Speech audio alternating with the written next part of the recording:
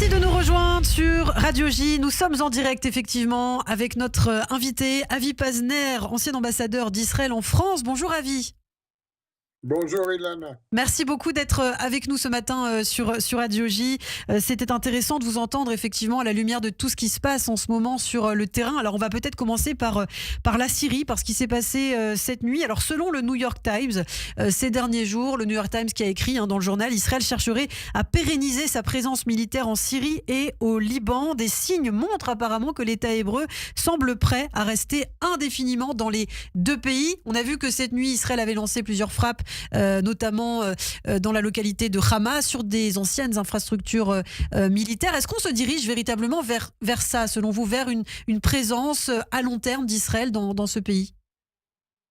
Bien, écoutez, premièrement, au lieu de New York Times, je n'utiliserai pas le mot pérenniser. Israël n'a aucune intention d'occuper en permanence des territoires en Syrie, ou bien de maintenir des postes au Liban du Sud. C'est tout simplement une fonction de la situation sécuritaire existant en ce moment. À propos de la Syrie, c'est très simple. La Syrie n'a pas encore de gouvernement stable. Il y a des groupes et des groupuscules islamistes, djihadistes, qui sont un peu partout et qui essayent justement de s'établir au sud du pays. Juste cette nuit, il y a eu des hostilités entre des terroristes islamistes et des forces de Tsahal au sud de la Syrie. Et au nord, la situation est différente. Là, c'est notre ami, entre parenthèses, Erdogan, qui a appelé il y a 3-4 jours à la destruction d'Israël, qui essaye de s'établir en Syrie du Nord.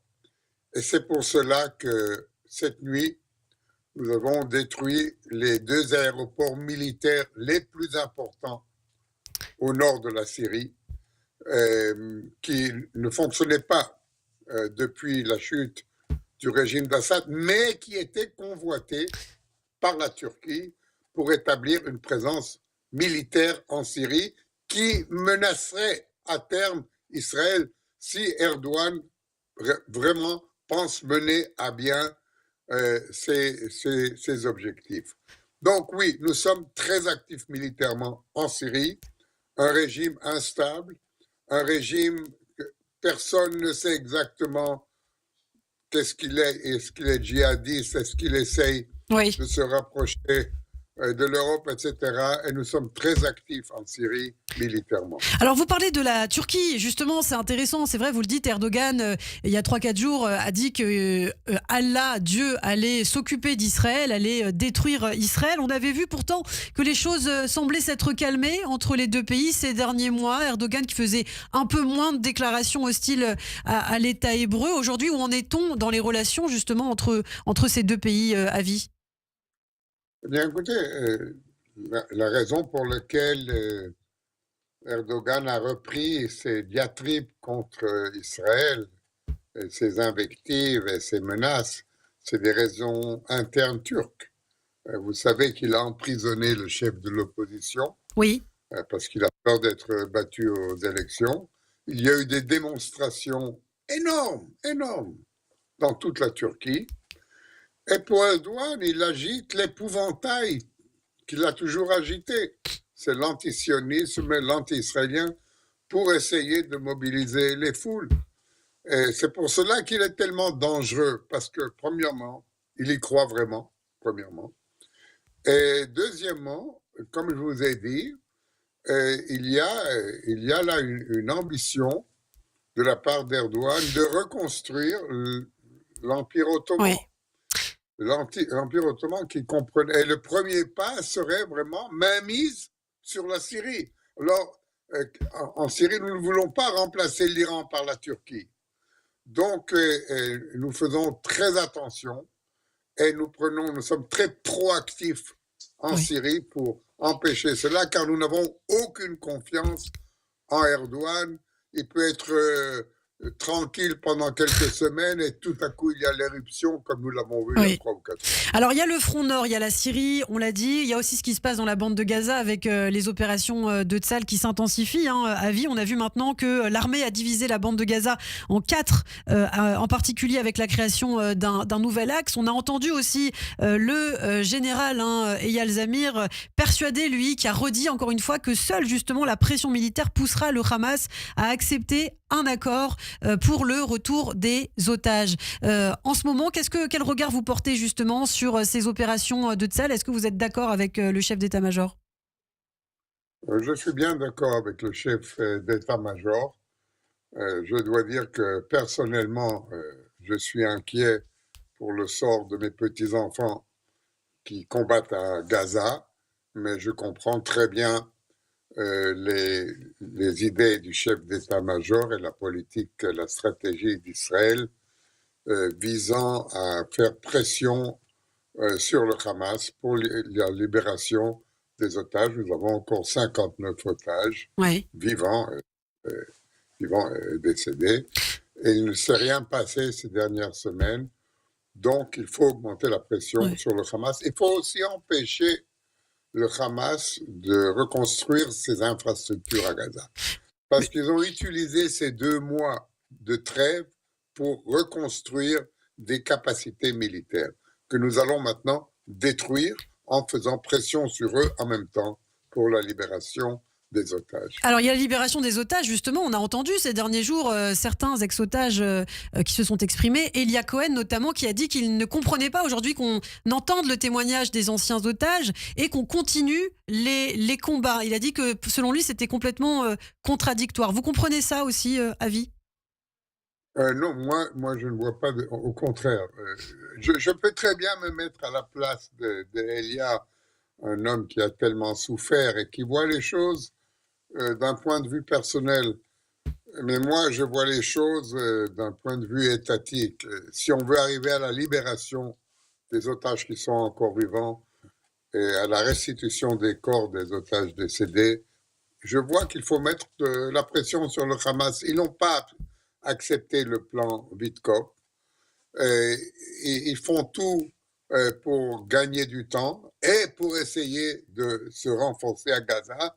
Et vous avez vu ce qui se passe à Gaza ces derniers jours. Mm. Il y a eu des manifestations très violentes de la part de la population qui commence à comprendre que c'est le Hamas qui a causé leur malheur. Parce que quand ils regardent ce qui se passe en Judée et Samarie, comme vivent les Palestiniens là-bas et comment eux, ils vivent, bien sûr, ils en tirent les conclusions. Donc oui, je crois que la pression militaire est importante pour faire bouger le Hamas de ses positions. Et je comprends très bien les ex-otages qui sont inquiets pour le sort de leurs amis. Mm. Mais j'ai malheureusement l'impression que si nous ne faisons rien, eh bien, le Hamas, tout simplement, gardera les otages, spécialement les otages qui sont encore vivants. Eva pour Avi Pazner. Bonjour Avi Pazner. Bonjour Eva Soto. Avi Pazner, on parle effectivement de ce qui se passe dans la bande de Gaza, de ces manifestations. Il y a aussi une famille gazaoui qui a reconnu publiquement avoir tué un policier dans la bande de Gaza, un policier donc qui dépend du Hamas. Est-ce qu'il y a aujourd'hui, Avi Pazner, à plus long terme, la possibilité de trouver des interlocuteurs palestiniens pour Israël dans la bande de Gaza ? Les interlocuteurs palestiniens, c'est extrêmement difficile parce qu'ils ne sont pas organisés. Tout ce que vous voyez, ces manifestations qui sont de très grande envergure, elles ne sont pas organisées, elles sont au niveau des clans ou des familles, des clans ou des habitants d'un quartier. Pour le moment, je ne vois pas un interlocuteur à Gaza. Pour le moment, ce qui est important, Eva, c'est d'empêcher le Hamas de reconstituer ses effectifs. Vous savez qu'ils se sont occupés pendant ces 2-3 derniers mois à mobiliser toute une jeune génération à Gaza. Et vous savez, c'est pas difficile. Vous leur donnez $50 et ils deviennent soldats du Hamas. Et c'est ce que nous voulons éviter maintenant. Et c'est pour cela que nous voulons améliorer notre contrôle en coupant la zone de Gaza en quelques parties, en faisant pression en même temps sur les dirigeants du Hamas pour accélérer la libération des otages. Et à mon avis, cette opération va durer quelque temps. C'est pas une opération éclair. C'est pas aussi une opération extrêmement massive. Non, c'est un effort continu pour arriver à ces buts et qui va prendre, à mon avis, quelque temps. Alors, Avi, on voulait aussi vous faire réagir à cette visite du Premier ministre israélien Benjamin Netanyahou en Hongrie, à Budapest. Il est arrivé ce matin avec son épouse, Sarah Netanyahou, en dépit donc du mandat d'arrêt lancé contre lui par la Cour pénale internationale. Certains critiquent le fait qu'il soit à l'étranger alors que nous sommes en pleine guerre. Qu'est-ce que vous en pensez ? Oui, il y a beaucoup de critiques en Israël sur ce que vous avez dit. Nous sommes en pleine guerre et Netanyahou va passer 5 jours, dont un week-end en Hongrie.